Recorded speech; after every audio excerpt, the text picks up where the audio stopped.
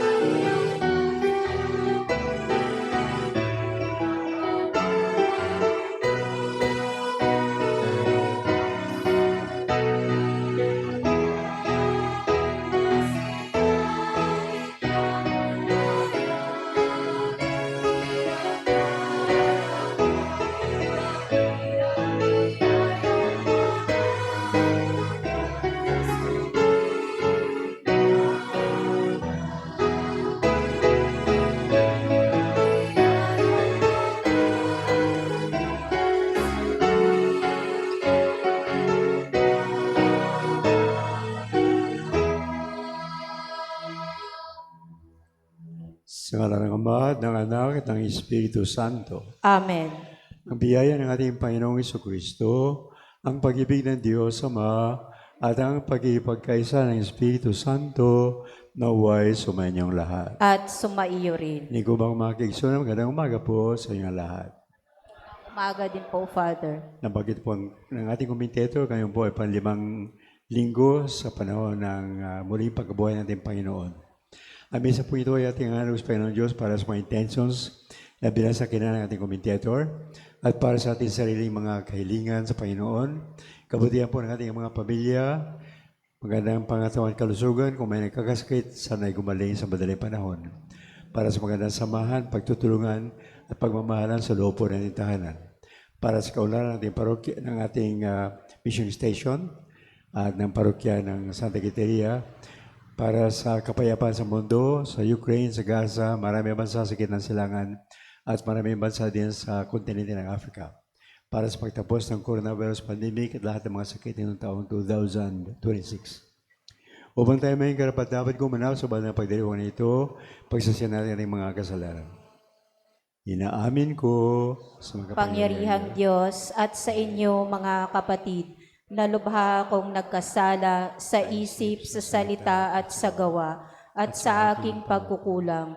Kaya sinasamo ko sa mahal na Birheng Maria, sa lahat ng mga anghel at mga banal, at sa inyo mga kapatid, na ako'y ipanalangin sa Panginoong ating Diyos. Kaawaan tayo ng makapangyarihang Diyos, patawarin tayo sa ating mga kasalanan, at patnubayan tayo sa buhay na walang hanggan. Amen.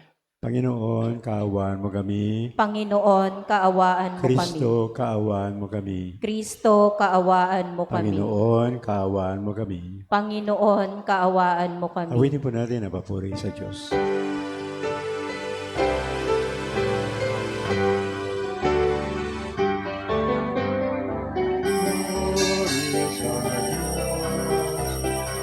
Papuri sa Diyos, papuri sa Diyos sa kaitaasan.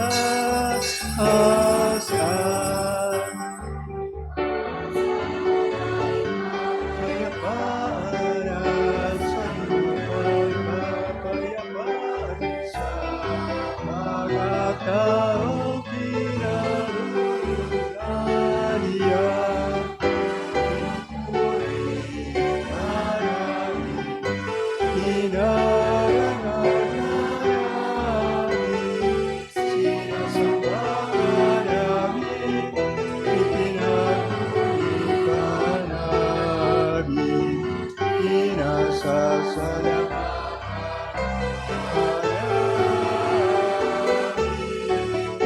Dahil sa dakila mong ating kapulihan, Panginoon Diyos, Hari ng langit, Diyos amang makapangyarihan sa lahat, ang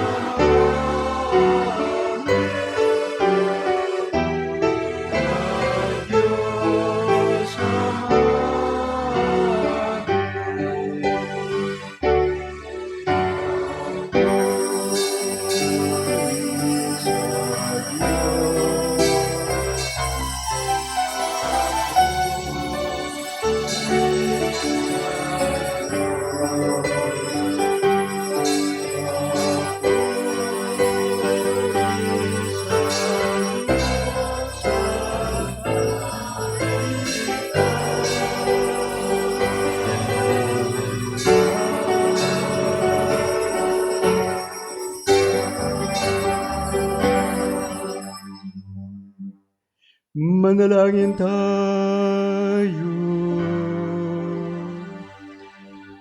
Ama namin makapangyarihan, kaming mga tinubos mo ay tunghayan mo ngayon sa iyong kagandahan loob upang sa pagsampalataya sa anak mo si Kristo, makamtan ang kalayaan at pamana sa piling mo. Sa pamamagitan niya kasama ni Espiritu Santo, magpasawalang hanggan.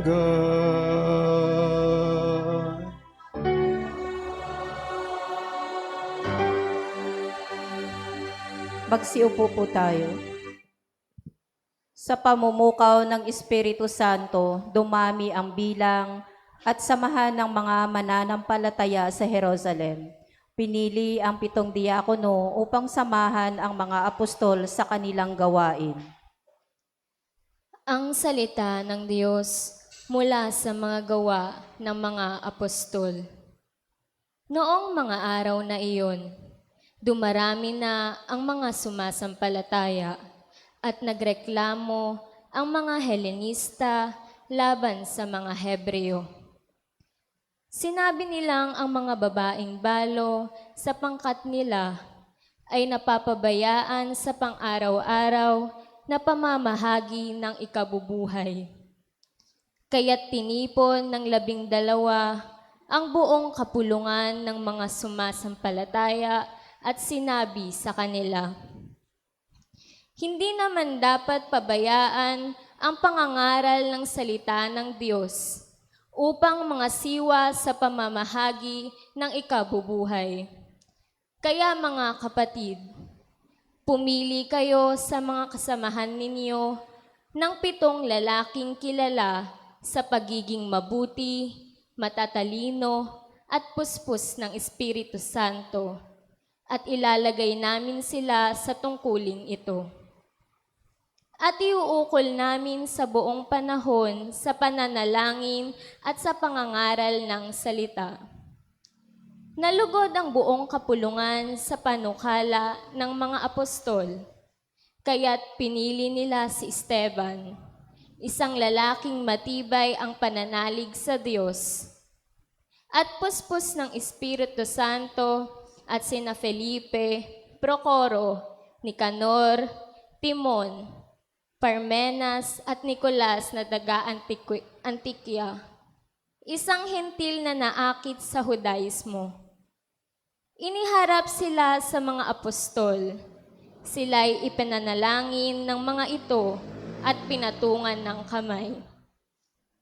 Patuloy na lumaganap ang salita ng Diyos at ang sumasampalataya ay parami ng parami sa Jerusalem. At maging sa mga saserdote, marami ang sumasampalataya. Ang salita ng Diyos. Salamat sa Diyos. Poon, pag-asa ka namin, pag-ibig mo'y aming hiling. Poon, pag-asa ka namin, pag-ibig mo'y aming hiling. Lahat ng matuwid dapat na magsaya dahil sa ginawa ng Diyos sa kanila. Kayong masunuri, magpuri sa Kanya. Ang Diyos na poon ay pasalamatan, tugtugin ng alpat awit ay saliwan. Poon, pag-asa ka namin, pag-ibig mo'y aming hiling. Panginooy tapat sa Kanyang salita at maaasahan ang Kaniyang ginawa. Minamahal niya ang gawang matapat at pag-ibig niya sa mundo'y laganap. Poon, pag-asa ka namin, pag-ibig mo'y aming hiling. Ang may takot sa Diyos at nagtitiwala sa Kanyang pag-ibig ay kinakalinga. Hindi babayaang sila ay mamatay kahit magtagutom sila'y binubuhay. Poon, pag-asa ka namin, pag-ibig mo'y aming hiling. Ang mga Kristiyano, ang mga batong buhay na bumubuo sa banal na templo ng Diyos, ito'y isang pagpapala at isang pananagutan. Ang salita ng Diyos mula sa unang sulat ni Apostol San Pedro. Mga pinakamamahal, Lumapit kayo sa Panginoon sa batong buhay na itinakwil ng mga tao. Ngunit hinirang ng Diyos at mahalaga sa kanyang paningin. Wari mga batong buhay, maging sangkap kayo ng isang templong espiritual at bilang mga saserdoting nakatalaga sa Diyos. Maghandog kayo sa Kanya ng mga haing espiritual na kalugod-lugod sa Diyos dahil kay Jesucristo. Sapagkat sinabi ng kasulatan, masdan ninyo itinayo ko sa Siyon ang isang batong panulukan, hinirang at mahalaga. Hindi mabibigo ang sinumang nananalig sa Kanya. Kaya nga mahalaga siya sa inyong mga may pananalig. Ngunit sa mga walang pananalig, matutupad ang nasa kasulatan. Ang batong itinakwil ng mga tagapagtayo ay siyang naging batong panulukan at naging batong katitisuran at ikararapa ng mga tao. Natisod sila sapagkat hindi sila sumunod sa salita ng Diyos. Ito ang itinalaga sa kanila. Dadapwat kayo ay isang lahing hinirang, mga saserdote ng hari, isang bansang nakatalaga sa Diyos. Pinili kayo ng Diyos upang maging Kanya at maghayag ng mga kahangahangang gawa niya. Siya rin ang tumawag sa inyo mula sa kadiliman tungo sa Kanyang kagilagilalas na kaliwanagan. Ang salita ng Diyos. Salamat sa Diyos. Magsitayo po tayo.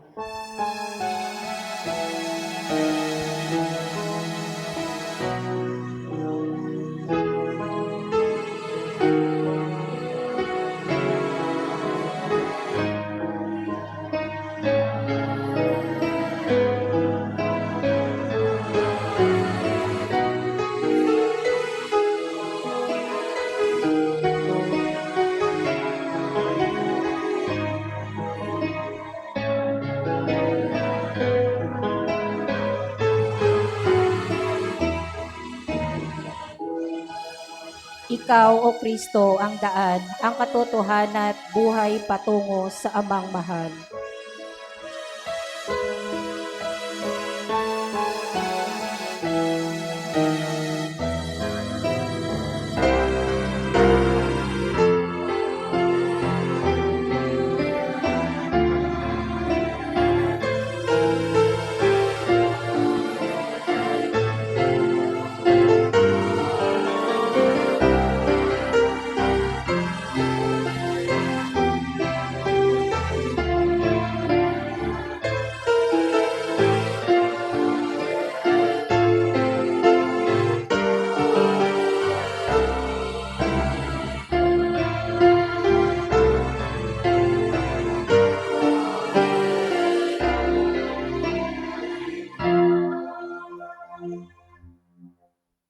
Mga kapatid, sumainyo ang Panginoon. At sumaiyo rin. Ang pagbasa sa banal na Ebanghelyo ayon kay San Juan. Papuri sa iyo, Panginoon. Noong panahong iyon, sinabi ni Jesus sa kanya mga alagad, huwag kayong mabalisa, manalig kayo sa Diyos, at manalig din kayo sa akin. Sa bahay ng aking Ama ay maraming silid. Kung hindi gayon, sinabi ko na sana sa inyo, at paroroon ako upang ipaghanda ko kayo ng matitirhan. Kapag naroroon na ako at naipaghanda na kayo ng matitirhan, babalik ako at isasama kayo sa kinaroroonan ko. At alam na ninyo ang daan patungo sa pupuntahan ko. Sinabi sa kanya ni Tomas, Panginoon, hindi po namin alam kung saan kayo pupunta. Paano namin malalaman ang daan? Sumagot si Jesus, "Ako ang daan, ang katotohanan, at ang buhay. Walang makapupunta sa Ama, kundi sa pamamagitan ko. Kung ako'y kilala ninyo, kilala na rin ninyo ang aking Ama. Mula ngayon ay kilala na ninyo siya at inyong nakita." Mga kapatid, ito ang mabuting balita ng ating kaligtasan. Pinupuri ka namin, Panginoong Heso Kristo. Magsiupo po tayo. Minamahal na mga kapatid, muli po magandang umaga sa inyong lahat. Si Father Sampo ay nasa Cebu dahil siya po ang aming district superior dito sa distrito ng Manila, kaya may mga responsibilidad siya beyond sa mission station. Pero ikinagagala ko po na naparito ngayon at kasama ko kayo sa pagdiriwang ng Kabal-na-Madalang Misa. Karamihan sa inyo po ay napaka-familiar sa akin. Siyempre, nangunguna si Brother June, ating magiting na lay minister at mga kasamahan po niya. At yan, may lumapit sa akin kanina na ako pala po nagkasal sa kanila, no? At isa naman ay ako nagbinyag, kaya napaka-interesting po at mahiwaga po ang ating pagkakaisa sa araw po ito. At ako po rin ay nagbibisa dyan sa Katedral ng Cubao dahil ang aming tirahan ay malapit lang po dyan. Mamaya, in fact, pagkatapos ito, ay magmimisa po ako doon. At pag nagmimisa ako dito, para na rin po itong katedral. Hindi po sa laki, siyempre, dahil hindi naman kasali ka ng katedral, pero sa mga naglilingkod po dito, parang katedral, kumplito ko po tayo. Mayroon tayong mga sakristan, mga lay ministers, mga lectors, commentators, at mga husay ng choir. Palapagan po na ng choir natin para inspirado po sila.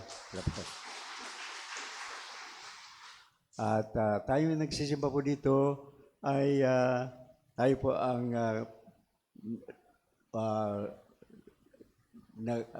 naglalangkob ng ating sambayan Kristiyano dito sa mission station.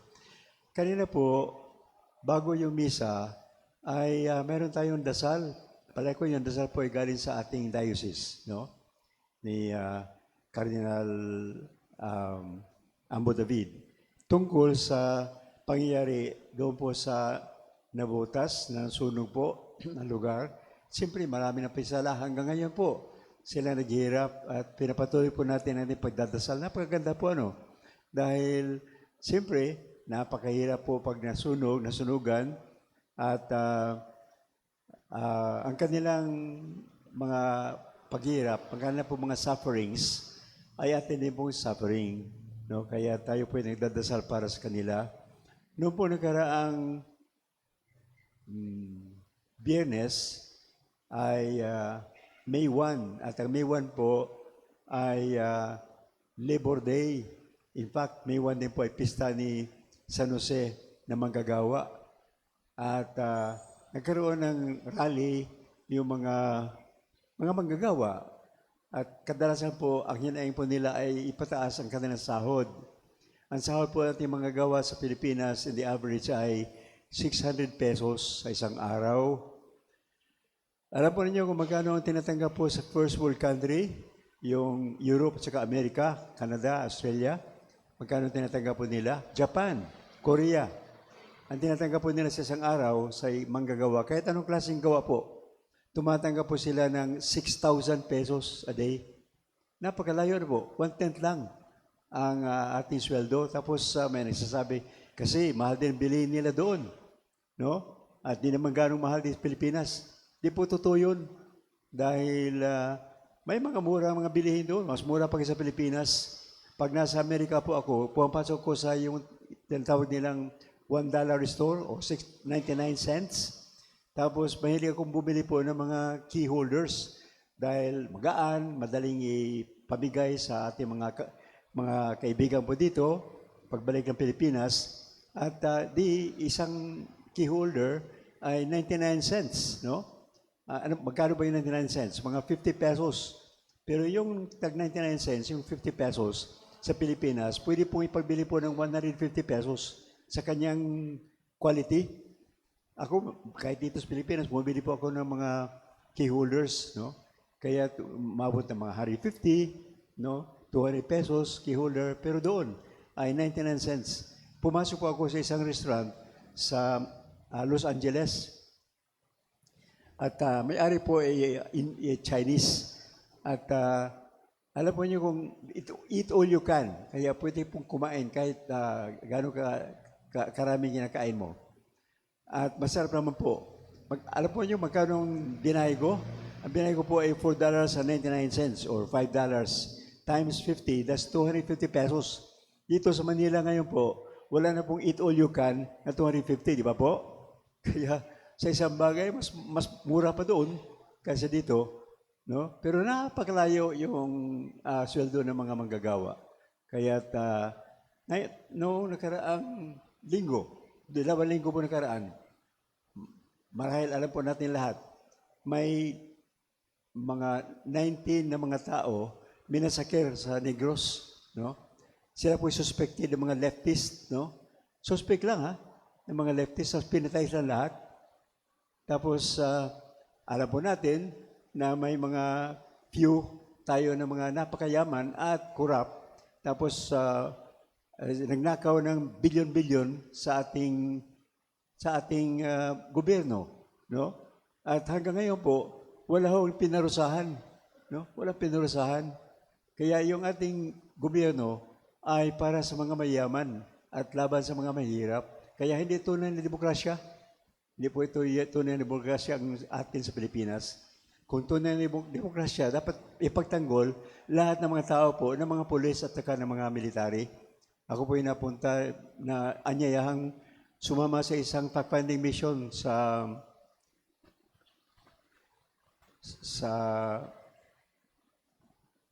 Zambales, no? Sa Zambales.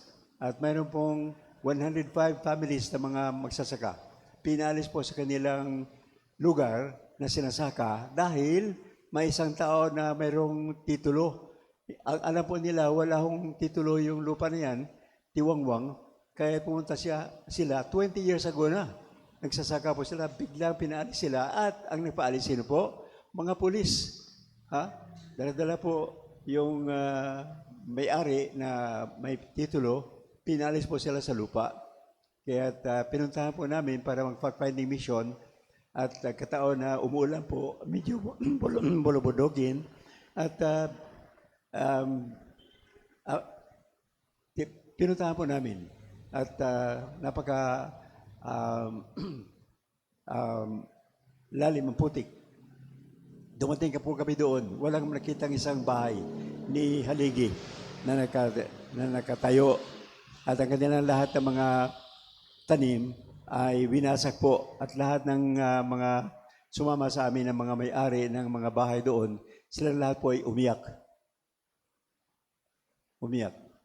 Dahil sinira po ang kanilang tahanan at ari-arian. Kaya ganyan, ang klaseng gobyerno po natin para sa mayaman at laban sa mga mahihirap. Kaya pagdasal po natin na sana magkaroon tayo ng tunay na demokrasya. Ang demokrasya po ibig sabihin, gobyerno para sa mga tao at galing sa mga tao at dinala ng mga tao. That's democracy. Government of the people, by the people, for the people. Pagka ngayon, it is the government for the rich against the poor. Ay pagdasal po natin na sana ay magkaroon ng kaginawaan. Kagaya ng pinadasal po natin na yung mga kapatid natin sa nabutas, nasulugan, na sana po ay makaahon sila sa kahirapan sa buhay. At baka sabihin niyo, bakit sinasabi ng pari yun, yung mga bagay na yan? Personally, parang hindi ako affected. Bakit? Dahil mahal po niyo ako eh. Pag walang pagkain, bibigyan niyo ako ng pagkain. Kaya, pero, ako po pupunta din sa mga squatter, diyan sa nagmimisa, diyan sa Balintawak. Kaya alam ko po yung kalagayan ng mga squatter. Napakahirap po ang buhay talaga. Kaya hindi po tayo pwedeng yung magbulag-bulagan. Nakikita natin ang kalagayan ng lahat ng ating kapwa Pilipino at ang kanilang kahirapan ay kahirapan ko rin, kahirapan din po natin. Kaya ipagdasal po natin na ang Panginoon Diyos na siyang lumikha sa atin at ang gusto niya ay mamuhay tayo ng maragal. Kaya buong mundo ay binigay para sa atin lahat, hindi lang sa kukunti lang. Ako po ay napunta din ng Batangas, no? 99,000 hectares, imagine ha?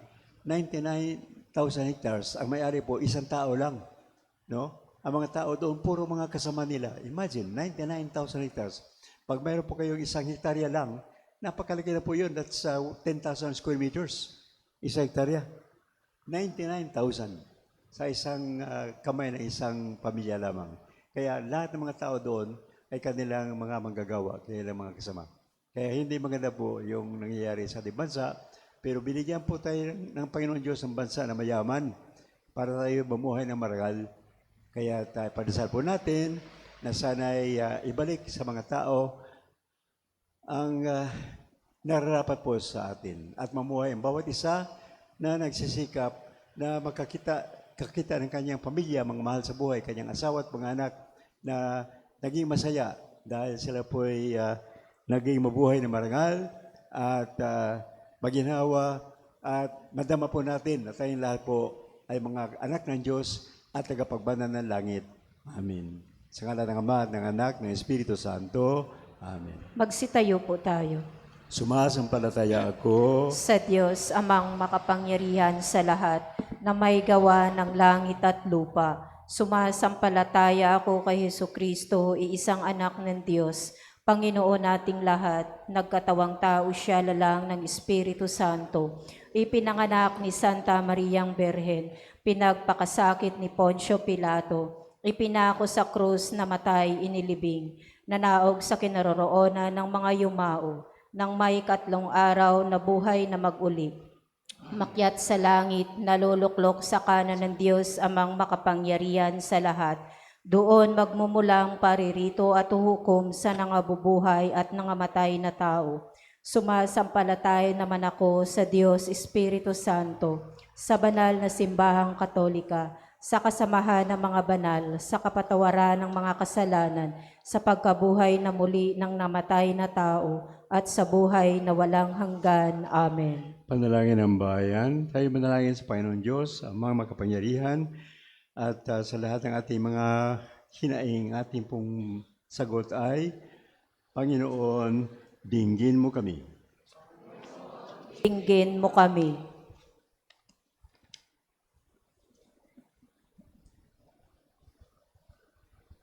Para sa Santo Papa, mga obispo, pare, relihiyoso at diakono, patuloy nawa nilang akayin ang kawan patungo kay Kristo na tagapamagitan ng Diyos at ng tao, at siyang gagabay sa amin sa landas patungo sa Ama. Manalangin tayo. Panginoon, dinggin mo kami. Para sa mga pinuno ng bawat bansa, tularan nawa nila ang paglilingkod ng mga unang diakono ng ating simbahan upang maisulong nila ang katarungan at kapayapaang panlahat. Manalangin tayo. Panginoon, dinggin mo kami. Para sa mga nagugulumihanan, nakakaramdam ng kalungkutan at may iniindang takot sa puso, makasumpong nawa sila ng lakas at pananalig kay Kristo na siyang ating daan, katotohanan at buhay. Manalangin tayo. Panginoon, dinggin mo kami. Makarating nawa sa silid na inahanda ng Ama sa kanyang kaharian ang mga kapatid nating namayapa. Manalangin tayo. Panginoon, dinggin mo kami. Ito, Panginoon, marami pa sa aming kalooban, na aming hinihiling, at kung ito ay naayon sa iyong banal na kalooban, igawad mo sa amin. Hinihiling namin ito sa pamamagitan ni Kristo, ang aming Panginoon. Amen. Magsiupo po tayo.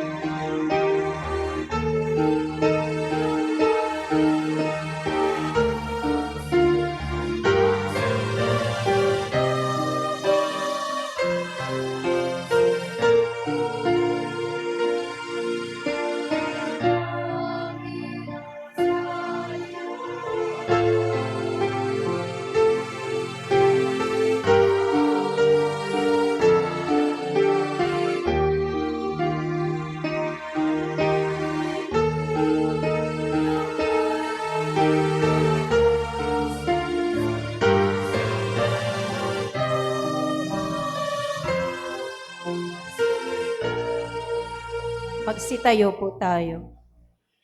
Manalangin tayo mga kapatid upang itong ating handog ay kaludan ng Diyos amang makapangyarihan. Tanggapin nawa ng Panginoon itong paghahain sa iyong mga kamay, sa kapurihan niya at karangalan, sa ating kapakinabangan at sa buong sambayan niyang banal.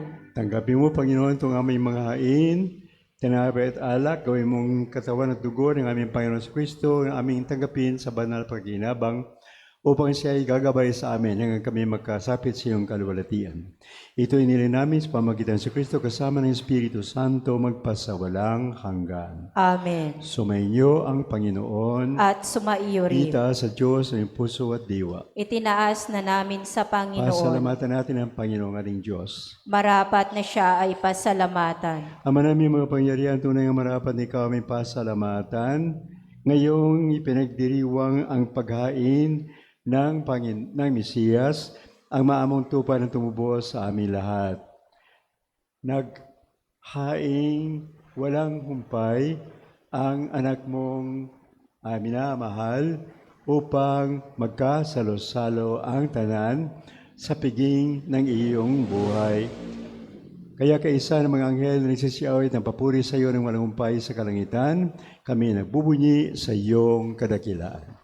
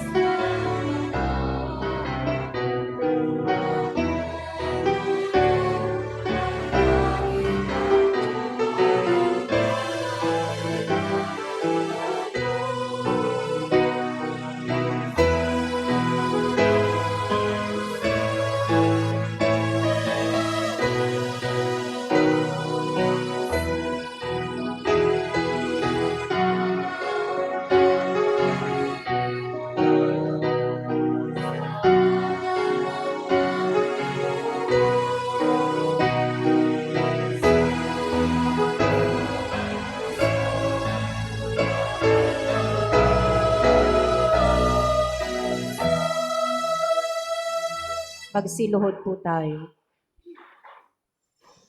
Ama naming banal, ikaw ang bukal ng tanang kabanalan. Kaya't sa pamagitan ng iyong Espiritu, gawin mo banal ang mga kaloob na ito upang para sa amin ay maging katawan at dugo ng aming Panginoong Jesucristo. Noong gabi pagkanalo siya, kinuha niya ang tinapay, nagpasalamat sa iyo, hinati iyon, at ibinigay sa kanyang mga alagad na ang wika. Tanggapin niyong lahat ito at kanin. Ito ang aking katawan na ihahandog para sa inyo.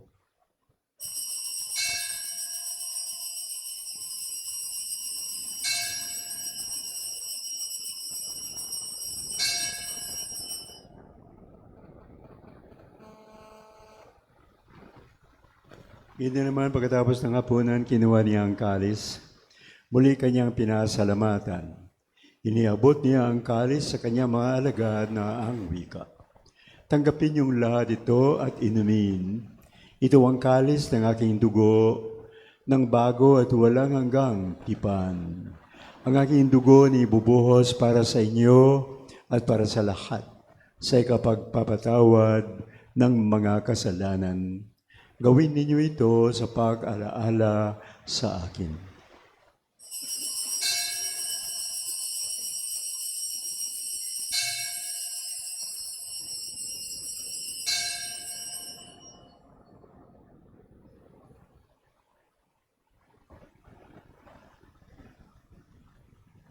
Pagbunyin natin ang misteryo ng ating pananampalataya.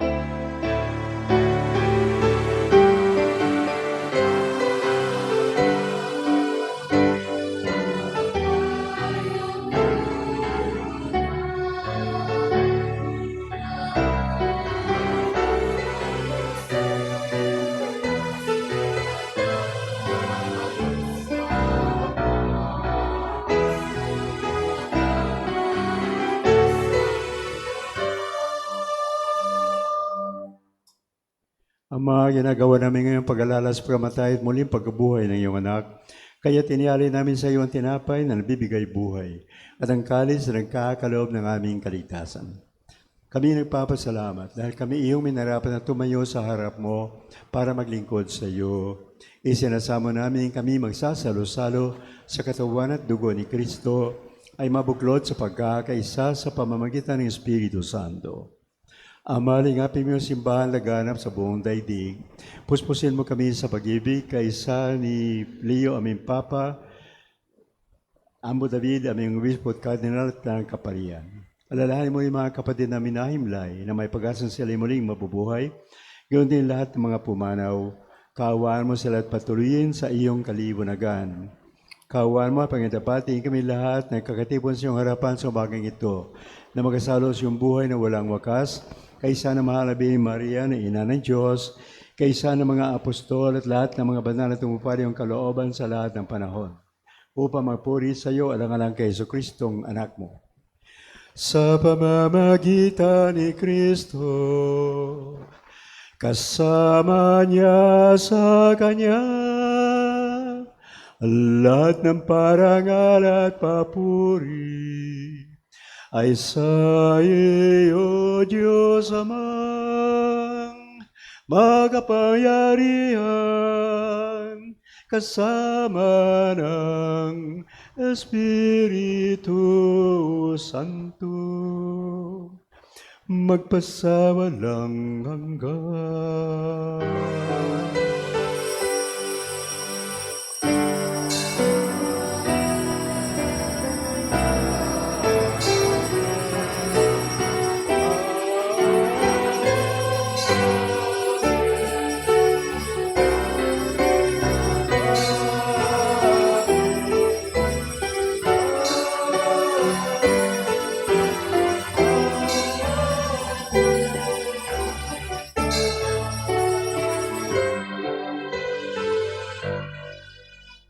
Sa tagubiling kagagaling na utos sa turang na batalang aral, buong pag-ibig nating awitin ng Ama namin.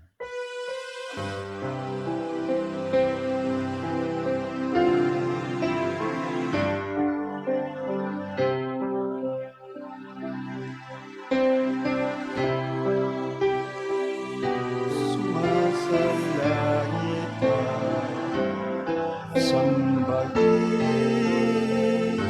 ang ngalan mo,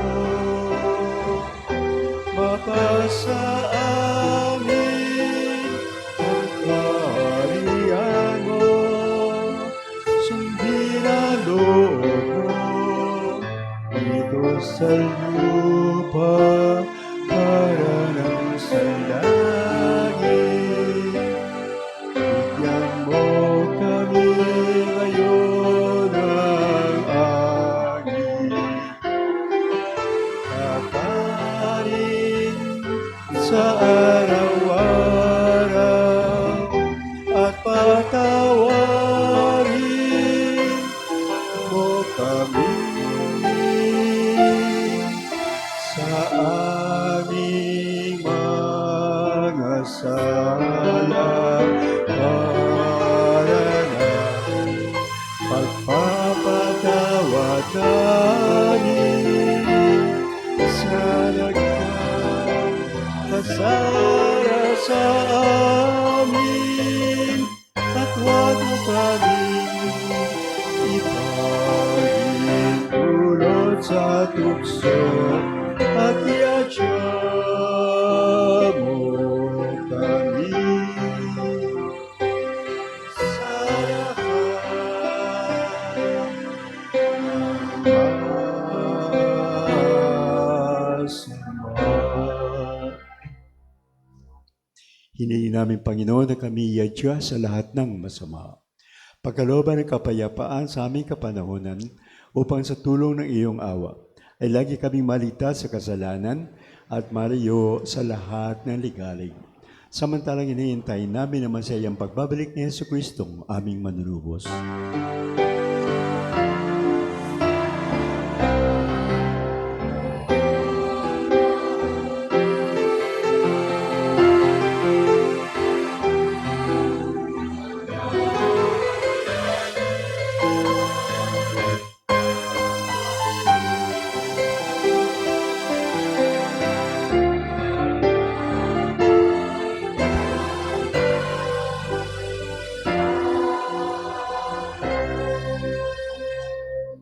Panginoong Jesucristo, sinabi mo sa iyong mga apostol, kapayapaan ang iniiwan ko sa inyo, ang aking kapayapaan ang ibinibigay ko sa inyo.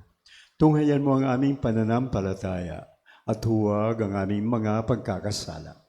Pagkalooban mo kami ng kapayapaan at pagkakaisa ayon sa iyong kalooban, kasama ng Espiritu Santo, magpasawalang hanggan. Amen. Ang kapayapaan ng Panginoon ay lagi nawang sumainyo. At sumaiyo rin. Magbatian tayong lahat po ng kapayapaan at pagmamahalan sa isa't isa. Please.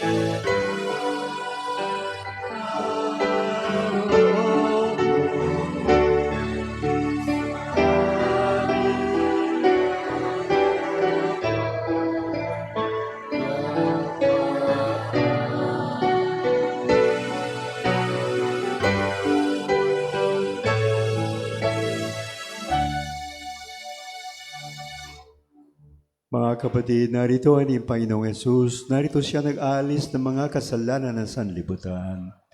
Mapapalad tayong inanyayahang makibahagi dito sa kanyang banal na piging. Panginoon, hindi ako karapat-dapat magpatuloy sa iyo, ngunit sa isang salita mo lamang ay gagaling na ako.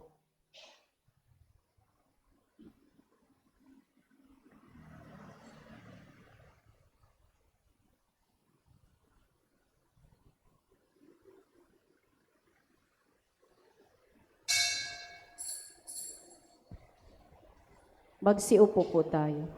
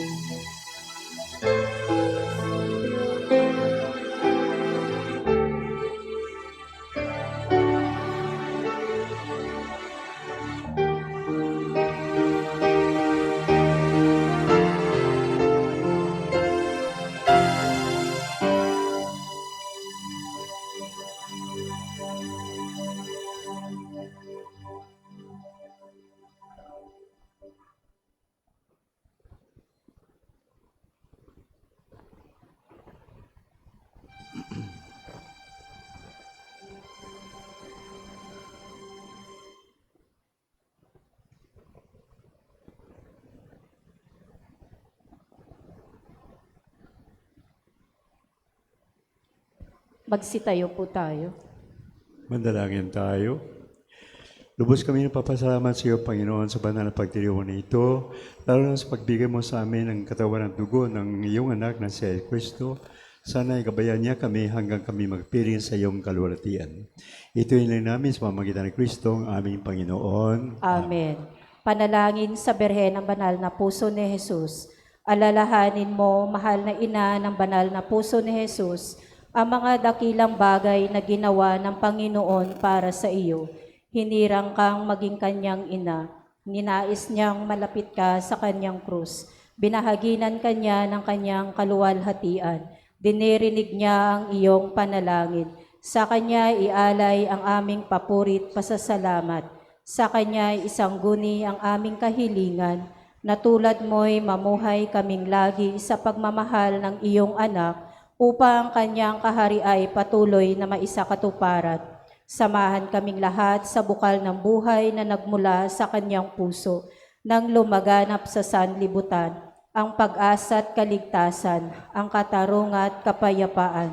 Pagmasdan mo kaming sa iyo'y nagtitiwala, pakinggan mo kaming sa iyo'y nagsusumamo, maranasan nawa namin lagi ang makainang pagkalingaw mo, siya nawa. Berhe ng Banal na Puso ni Jesus. Berhe ng Banal na Puso ni Jesus. Berhe ng Banal na Puso ni Jesus. Magsiupo po muna tayo. Rito ng pagtatalaga. Tumayo po ang mga tatanggap ng misyon bilang volunteer catechist ng ating Our Lady of the Sacred Heart Mission Station.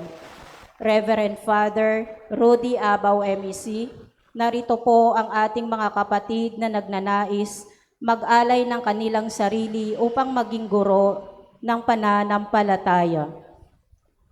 Mga minamahal ko mga kapatid, sa pamamagitan ng pagbibinyag, tinawag kayo ni Kristo na maging saksi ng kanyang katotohanan. Ngayon, bilang mga katekista, kayo ay magiging katuwang ng ating simbahan sa pagpapaliwanag ng mabuting balita bilang tanda ng inyong kahandaan. Sagutin ninyo ang mga katanungang ito.